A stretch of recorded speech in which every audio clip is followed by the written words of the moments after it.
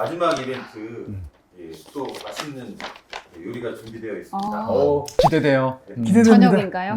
네, 이제 저녁인데요. 네. 예, 아까는 뭐 요리를 소개해드렸는데 지금 비밀입니다. 얼마나 엄청난 거길래. 많이 기대되시죠? 네. 예.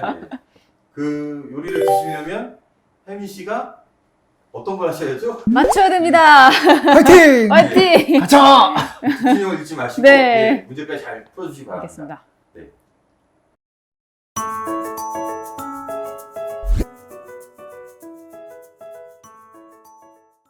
예, 요즘 뭐 금융상품 중에서 이자 들어가는 게 굉장히 많아요. 맞습니다. 영어 알파벳 이자 들어가는 다 헷갈려요. ETF, ELS, ETN 이거 좀 하나하나 좀 알아보고 싶은데요. 우선 뭐 ETF부터 한번 좀 알아볼까요? 영어로 뭐 ETF가 Exchange Trade Fund, 네, 예. 한국말로 상장 지수 펀드. 네 그렇습니다. 이런 펀드를 뭐 시장에서 거래되는 거라고 하던데 예. 이거 뭐 전 이사님이 간단히 좀 한번 설명 좀 저- 해주시죠. 보통 일반인들이 펀드를 가입하신다 그러면은 증권사나 은행에 가가지고 그 펀드 그 청약 신청서 내고 그 다음에 그 돈 내고 그러면은 일반적으로 통장을 받으시거든요. 무슨 수익증권 통장 이로 해놓고 그 다음에 나중에 제가 더 투자를 더 하거나 아니면 그 펀드를 좀 환매를 하게 되면은 또 그러면 또 그 은행이나 증권사가 가지고 찾아가서 뭐 청약 그 매도 신청서 예. 뭐 이런 것들 예. 써야 됩니다. 예. 어떻게 보면 이제 펀드를 할 때 신중한 결정을 통해 가지고 이렇게 이제 그 지점 가서 그 이 펀드에 대한 설정이나 환매 요청을 하게 되는 것들인데 그런 펀드들을 주식 시장에 상장시켜서 펀드를 주식처럼 아. 주식처럼 매매할 수 있는 게 아. ETF다. 아. 라고 좀 보시면 될 것 같아요. 그러니까 주식처럼 매매한다는 거는 시장에서 실시간으로 사고 팔고 네네네. 살 수 있다는 예, 예. 얘기죠. 근데 펀드를. 보통 이제 일반적으로 펀드 그러면은 그 안에 뭐가 어떻게 돌아가고 있는지 잘 알 수가 없는 경우도 좀 있거든요. 알더라도 좀 시간이 좀 지난 것들을 알게 된다거나. 근데 그런데 금방 그 지 교수님 말씀하신 것처럼 실시간으로 거래가 되기 위해서는 그 펀드에 뭐가 들어가 있는지를 투명하게 알려줘야 그렇죠. 돼요. 예. 그래야만 그 펀드 안에 이러이러한 종목이 있어서 이 종목이 주가가 올라서 이 펀드의 값이 전체적으로 올랐다 아니면 떨어졌다 이런 부분이기 때문에 ETF의 특징이 하나가 그 펀드 안에 뭐가 있는지를 투명하게 다 공개해 줘야 되는 것들입니다.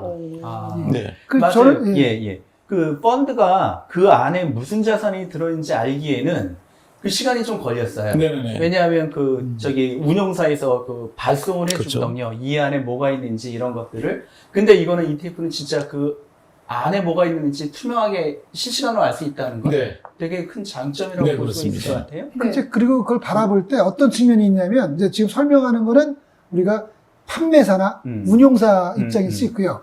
투자자 입장에서는 펀드를 가입하려고 하면 나는 주식시장이 상승할 것 같아. 그래서 월요일 날 돈을 들고 은행에 갔어요. 그래서 나는 펀드를 분명히 가입을 했는데 내가 월요일 날 돈을 판매사에다 내면 이걸 매니저가 모르잖아요. 펀드 매니저가. 그렇죠. 다음날 안단 말이에요. 다음날 아침에 그 얘기를 듣고 다음날 주식을 사요. 아. 그 얘기는 뭐냐면 투자자 입장에서는 난 오늘 갔는데 오늘 시장 가격으로 못 사는 거예요. 그래서 그게 이론적으로 똑같은 거지만 투자자 입장에서는 내가 오늘 갔는데 오늘 가격에 못 산단 말이에요. 그렇죠. 그런데 이제 ETF는 상장이 되어 있다 보니까 우리 지 교수께서 얘기하셨듯이 실시간이란 말이에요. 그럼 지금 가격으로 살 수 있는 거예요. 그러니까 이게 결과적으로는 이론적으로는 통계적으로는 이론적으로.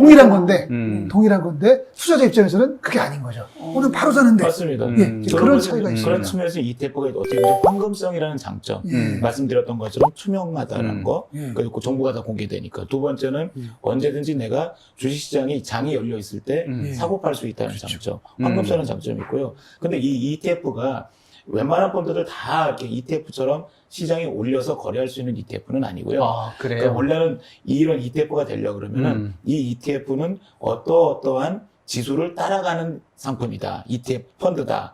소위 말해서 인덱스 펀드 위주로 이 ETF가 올라가게 돼 있습니다. 그럼 뭐 뭘 따라간다는 거는 예를 들면 인덱스 위주라면 그러니까 코스피 200을 나는 쫓아가는 ETF다, 인덱스 네, 그렇죠. 펀드다. 네, 네. 이제 그렇게 볼 수가 있는 거죠. 네, 그렇죠. 그 인덱스 펀드를 상장시킨 게 인덱스와 관련된 ETF. 네, 뭐 네. 이렇게 볼 수가 있는 거고. 왜냐하면은 이 안에 있는 자산을 다 공개를 한다는 음. 거는 그 자산이 공개된 자산이 도대체 뭘 따라가고 있는지를 음. 보여줘야 되거든요. 근데 그렇게 보면은 우리가 알고 있는 코스피 200이든 코스닥 150이든 이런 자산들은 다 시장에 다 알려져 있는 것들이지 않습니까?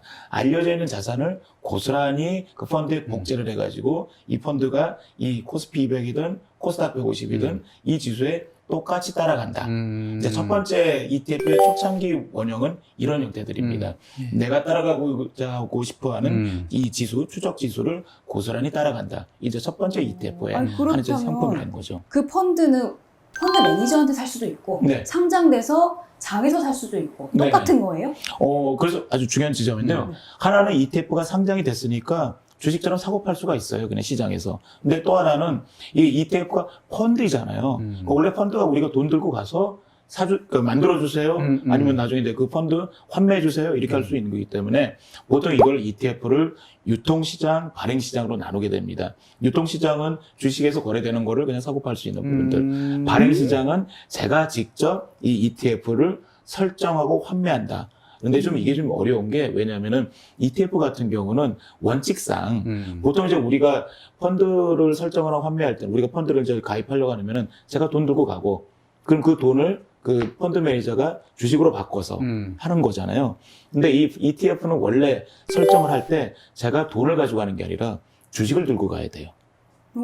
그 펀드에 있는 그 주식을 고스란히 제가 주식을 가지고 가야 됩니다. 그리고 또 나중에 환매하게 되면 돈을 받는 게 아니라 그 주식을 또 고스란히 받게 돼요. 그게 개인이 하는 건가요? 아니면 그러다 보니까 개인은 힘듭니다. 그죠? 일반적으로 기관 투자자들이 이런 식의 이제 그럴 수밖에 들고 있는 없을 것 주식을 같아요. 펀드에 놓고 그죠? 그 대신에 ETF라는 증권을 받고 이런 형태로 매매를 하는 게 그리고 그게 되죠. 이제 시장에 상장이 되면서 네네. 시장에서 네네. 거래가 되는 거죠. 네네네.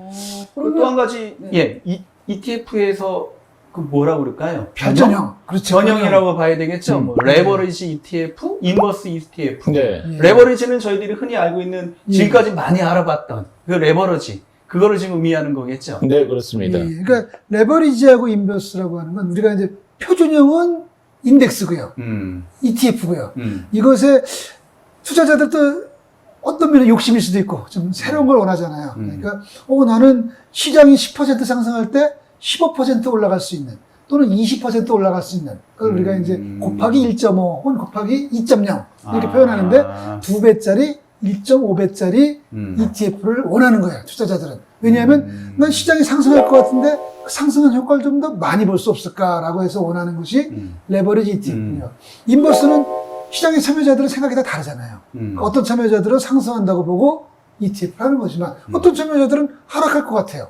그러면 반대 방향으로 우리 선물에서 매도하듯이 할 수 있는 게 이제 인버스입니다. 그런데 이제 중요한 거는 ETF나 인버스는 우리가 한 배짜리 표준형이에요. 그러니까 시장의 움직임에 대해서 문제가 없어요. 그냥 10% 올라가면 상승하면 수익이 10% 수준이겠다. 10% 하락하면 10% 손실이겠다. 이런 정도를 예상을 할 수 있어요.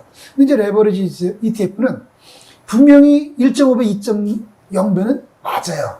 그런데 이 상장된 ETF는 물론 거래도 매일 되지만 펀드가 기본적으로 공모형, 개방형이란 말이에요. 그래서 투자자들이 언제든지 그 펀드에 들어가고 나갈 수가 있어요. 그러다 보니까 1.5배, 2.2배가 어떤 날 들어간 투자자도 다 적용이 돼야 돼요. 그러니까 월요일 날 가입한 사람, 화요일 날 가입한 사람, 수요일 날 가입한 사람이 다 1.5배, 1.0배가 돼야 되다 보니 결국 기술적으로 매매할 때 부득이 일별 수익률을 1.5배, 2.0배를 하는 거예요. 그러니까 오늘 아침에 시작해서 장이 끝났어요. 그리고 그 상태에서 2배가 됐다. 그러니까 시장이 상승을 하락하니까 거기서 포지션을 조정을 해줘요. 즉 매일 조정을 해주다 보니 그럼 투자자 입장에서는 야 그게 무슨 말이냐 매일 한다는 게 뭐 매일 한다는 말은 알겠지만 어떤 효과가 있고 어떤 결과가 있느냐라고 하게 되면 그래서 매일매일 하다 보니까 분명히 열흘간 10일간 주가지수가 10%가 올라갔어요. 그럼 투자자는 내가 가입한 건 1.5배니까 15%가 상승했겠네라고 예상을 하는데 시장 상황에 따라서는 이게 17%가 될 수도 있고 14%가 될 수도 있어요. 그래서 일별 수익률의 레버리지가 현실적으로 운용할 때 어쩔 수 없다. 그런 부분이 좀 있습니다. 그러니까 투자자들이 그걸 좀 이해하셔야 됩니다. 아. 그래서 그러니까 금방 이제 교수님 말씀하신 것처럼 지금 한 일주일 동안 10%가 올랐다. 그러면은 레버리지를 했다 그러면은 일단 생각해서는 20%내 성과가 나야 되지라고 생각을 하는데 일별이다 보니까 오늘 3% 올랐다가 그 다음날 2% 빠지고 다시 4% 오르고 6% 오르고 그렇게 맞춰서 이제 10% 올랐다 그러면은 실질적으로 오르락 내리락 하는 과정에서 일별 수익률 때문에 여기서는 약간 좀 어려운 말입니다만 복리 효과라는 효과가 있어요. 예. 그러니까 오르고 내리는 과정에서 더 많이 오를 수도 있고 더 많이 떨어질 수도 있고 그래서 생각보다 일주일 동안 10% 올랐는데 왜 레버리지 ETF는 왜 18%만 오르지 못했나 라는 이제 그렇게 말씀을 해줄 수가 있는데 그게 이제 금방 신 교수님 말씀하신 것처럼 일별 수익률 때문에 일별 수익률의 2배 또는 일별 수익률의 마이너스 2배 이런 것들이 그거는 이제 계산 방식에 있어가지고 약간의 오차 뭐 이제 이렇게 표현할 수 있을 것 근데 같은데. 네, 그건 그렇게 보는 시각이 있고요. 아주 중요한 게 하나가 있어요. 그러니까 예를 들어서 ETF, 이 레버리지 ETF는 시장이 안정적으로 계속 상승을 하거나 차라리 하락을 해도 투자자들 이해하기가 쉬워요. 그런데 문제는 뭐냐면 레버리지 ETF를 가입을 했는데 한 1년 동안 투자했단 말이에요. 근데 기초자산 코스피 200이 2000에서 시작을 했는데 코스피 200이니까 280에서 시작을 했는데 상승 하락을 반복하다가 1년 뒤에 동일한 가격이 됐단 말이에요. 280이 280이 됐어요. 동일한 가격이라고 가정을 해버리면 이건 무조건 손실이 나요. 이게 속성상 복리 효과라는 게 올라갈 때 조금 더 추가하고 하락할 때 좀 줄이고 올라갈 때 추가하고 하락할 때 줄이는 거다 보니 등락을 반복해서 제자리로 오면 그렇죠. 무조건 손실이 나요. 혹시 안 날 수 있지 않습니까? 아닙니다. 무조건 납니다. 무조건 등락의 정도에 따라서 무조건 나다 보니 투자자는 이해하기 어려운 거죠. 아니 시장은 본전인데 쉽게 말해서 동일한데 왜 하락했어? 근데 그게 지도적으로 매일 복리 때문에 그렇죠. 예. 그 리밸런싱하는 조정을 하는 것 때문에 반드시 손실이 난다는 거. 같은 횡보할 때 이걸 꼭 기억을 해야 됩니다. 어떤 그 운용의 오차라기보다는 금방 말씀하신 것처럼 이게 이제 복리 효과라는 건데 2% 올랐으면은 레버리지는 4% 올라가야 되잖아요. 그러니까 100에서 시작했으면 104까지 가야 돼요. 근데 만약 2%가 빠졌다. 그러면은 레버리지는 4% 빠져야 되냐? 104에서 4%가 빠져야 됩니다. 그러면 100으로 돌아오질 않죠. 오히려 이제 뭐 좀 더 빠질 수도 있는 것들이고 더 빠지죠. 이런 예. 부분들이 계속 반복되면은 처음하고 끝하고 똑같은데도 불구하고 레버리지나 인버스 특히 인버스 2배도 있습니다. 요즘 같은 경우는 그럴 때는 제가 기대했던 성과하고 다르게 나올 수도 있는 부분들은 조심해야 될 부분이 조심 분명히 있는 거네요. 유의하셔야 될 것 같아요. 예. 그러면 투자자들 입장에서 ETF가 종류가 엄청 많잖아요. 네. 그럼 운용사가 어떤 건 레버리지로 만들고 어떤 건 인덱스로 만들고 선택을 해서 이렇게 상품을 만드는 건가요? 아니면 네, 그렇습니다. 어떤 그래서 기준에서 지금 한국에 상장되어 있는 ETF가 뭐 한 400몇 개, 500개 가까이 되는데 거기에는 그냥 코스피 100을 따라가는 ETF도 있고요. 코스닥 150을 따르는 ETF도 있고 그다음에 반도체 섹터를 따라가는 ETF 그리고 또 해외 S&P 500 주가 지수를 따라가는 ETF도 있고 심지어는 채권 ETF 그리고 또 원자재 ETF, 부동산 ETF. 그러니까 아까 우리가 말하는 파생 상품의 기초 자산이 되는 것들은 웬만한 것들은 ETF로도 종류가 되어 있어요. 정말 많네요. 상당히 많고 거기에 또 레버리지가 있다 보니까 레버리지 같은 경우는 어떻게 보면 선물하고도 비슷한 형태잖아요. 또 인버스는 또 선물 매도고 그러다 보니까 파생 상품의 약간의 경쟁자일 수도 있고 대체자일 수도 있죠. 자, 혜민 씨, 네. 레버리지 ETF에 대해서 좀 들으셨잖아요. 네. 레버리지 ETF의 수익률 기준은 무엇일까요? 수익률 기준이요? 예, 수익률 기준. 이게 어떻게 보면은 이게 요번에 10% 올랐으면은 20%를 준다는 거잖아요. 아니면 마이너스 10%를 빠진다는 얘기는 거고. 네. 그러니까 그렇다면 그 10%, 20%, 마이너스 10%의 그 수익률 기준은 하루일까요? 일주일일까요? 한 달일까요? 세 가지 중에 하나예요? 네. 삼지선다형이네요. 네. 지금까지 제가 OX였는데 이번에 문제를 좀 어렵게 내봤습니다. 하루일까요? 일주일일까요? 한 달일까요? 이 내용 했었나? 기억이 안 나. 맞추셔야 돼요. 살려주세요. 살려주세요.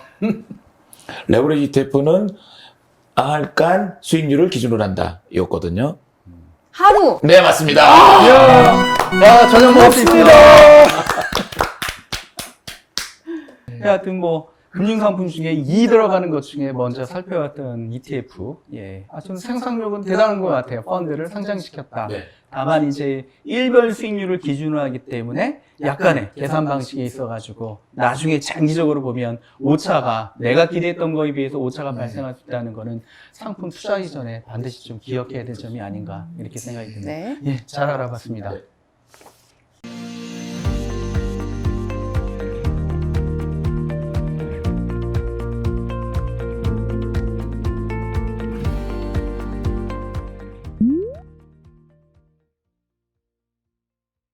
이번엔 메인 코스인데요. 앞에 에피타이저나 파스타는 뭐 어디서나 쉽게 들 수 있지만은 메인 코스는 아무래도 코스의 가장 피날레이기 때문에 서프터풀에서 바다와 육지의 가장 귀한 재료 갖고 만든 거라서 바다의 랍스터, 그다음에 호주산 청정액의 호주산의 어린 양고기로 준비했습니다. 그래서 와인은 몬테스알파와 함께 맛의 풍미를 즐길 수 있을 것 같습니다. 네, 맞습니다. 잘 먹겠습니다. 아무래도 메인이라서 그런 것 같습니다. 제가 파스타만 해도 정말 황홀했습니다. 감사합니다. 제가 와인 준비해드리겠습니다.